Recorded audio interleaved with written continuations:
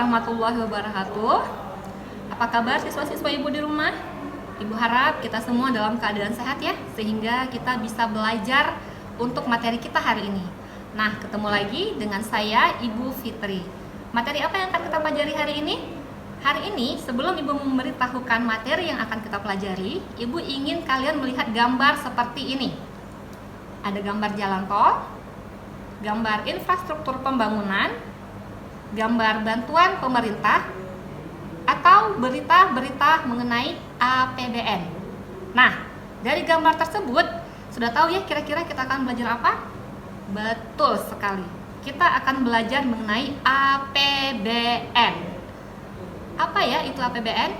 Oke, APBN adalah rencana keuangan pemerintah yang disahkan oleh DPR. Jadi, pemerintah itu memiliki banyak rencana keuangan. Namun, rencana keuangan itu sebelum direalisasikan atau dilaksanakan harus melalui pengesahan DPR. Nah, apakah APBN ini hanya terjadi begitu saja? Tidak. APBN ini memiliki landasan hukumnya. Kita lihat apa saja landasan hukumnya.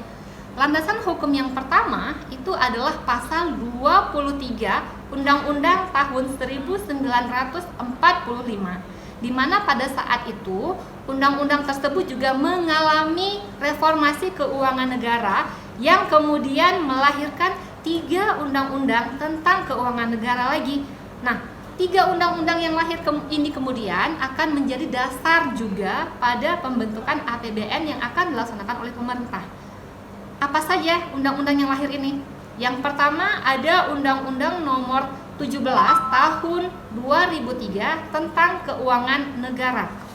Undang-undang yang kedua yaitu Undang-Undang Nomor 1 Tahun 2004 tentang Perbendaharaan Negara.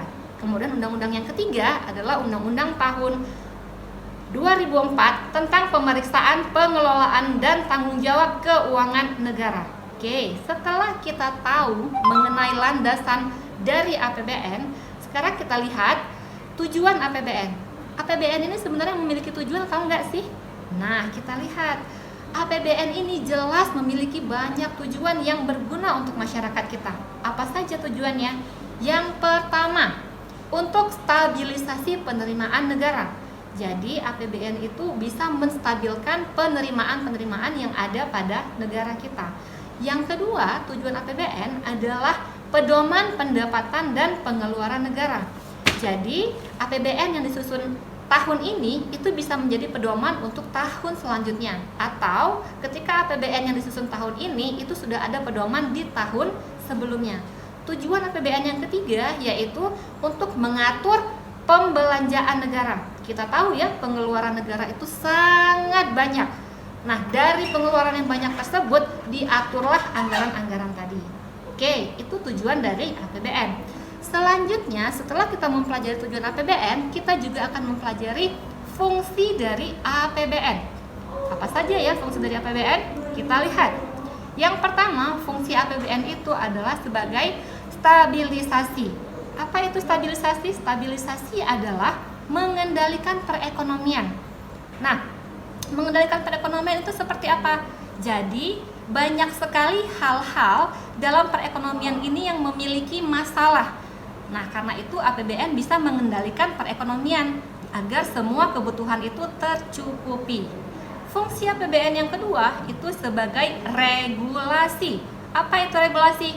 Untuk mendorong pertumbuhan ekonomi. Nah, tadi di gambar awal Ibu sudah memperlihatkan ada nggak gambar bantuan seperti ini? Seperti ini. Nah, gambar-gambar bantuan tersebut itu bisa untuk mendorong pertumbuhan ekonomi. Ya, contohnya apa? Di masa seperti sekarang ini, pemerintah tuh banyak sekali memberikan bantuan seperti BLT misalnya, atau bantuan-bantuan UMKM khusus untuk masyarakat agar ekonomi mereka bangkit. Oke, itu fungsi APBN yang kedua. Yang ketiga, fungsi APBN-nya adalah sebagai alokasi. Apa itu alokasi? Pengeluaran pembangunan. Tadi juga ada ya gambar infrastruktur.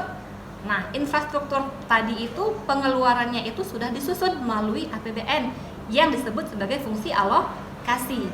Fungsi APBN yang keempat Nah, fungsi yang keempat itu adalah fungsi distribusi. Fungsi distribusi ini apa? Fungsi distribusi ini adalah fungsi untuk pemerataan pendapatan. Nah, pernah nggak kalian memiliki kartu Indonesia Sehat? Kemudian pernah nggak kalian mendapat bantuan langsung tunai? Nah, semua itu ditujukan untuk pemerataan pendapatan masyarakat. Oke, itu contoh APBN, fungsi APBN yang keempat. Selanjutnya, contoh dari fungsi APBN yang kelima. Sebelum contohnya, kita lihat dulu fungsinya apa nih yang kelima. Fungsi yang kelima itu adalah otorisasi. Apa itu fungsi otorisasi? Fungsi otorisasi adalah pendapatan dan pembelanjaan itu dapat dipertanggungjawabkan. Jadi, misalkan pemerintah membuat sebuah rencana keuangan tersebut harus mampu dipertanggungjawabkan. Untuk siapa dipertanggungjawabkan rencana keuangan tadi?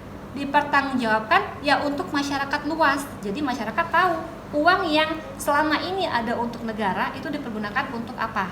Oke, itu dia ya fungsi kelima. Kemudian fungsi keenam yaitu fungsi perencanaan. Apa itu fungsi perencanaan? Yaitu acuan merencanakan kegiatan setahun. Jadi setelah pemerintah merancang tadi, rancangan tadi dapat dijadikan acuan untuk kegiatan selama 1 tahun. Jadi untuk kegiatan ini sudah ada dananya sekian, kegiatan ini sudah ada dananya sekian. Itu adalah fungsi APBN yang ke-6. Selanjutnya, fungsi APBN yang ke-7 adalah fungsi APBN sebagai pengawasan. Apa itu pengawasan? Pengawasan itu adalah dapat menilai aktivitas penyelenggaraan pemerintah. Menilai aktivitas penyelenggaraan pemerintah. Pasti bingung nih, kita kok bisa menilai aktivitas penyelenggaraan pemerintah? Contohnya, ini sering terjadi ya, dan sering kita lihat. Mungkin di daerah kita itu kita sering melihat ada pembangunan sebuah sarana publik yang baru. Ketika selesai dibangun sarana publik yang baru, itu ada pamflet atau ada pemberitahuan bahwa anggaran yang didapatkan untuk membangun itu adalah sekian. Nah, dari kita mengetahui anggaran yang dikeluarkan tadi, itu kita bisa mengawasi, betul nggak ya kalau pembangunan fasilitas itu senilai sekian. Nah, itu adalah fungsi contoh dari pengawasan. Sebenarnya untuk materi APBN ini masih banyak lagi yang harus dibahas. Namun kita bisa membahasnya di pertemuan kita selanjutnya. Untuk hari ini cukup sampai sekian dulu materinya. Kalau ada materi yang dirasa kurang paham, kurang jelas, kalian bisa langsung bertanya di kolom komentar ya. Jadi sampai di sini dulu Ibu akhiri. Assalamualaikum warahmatullahi wabarakatuh.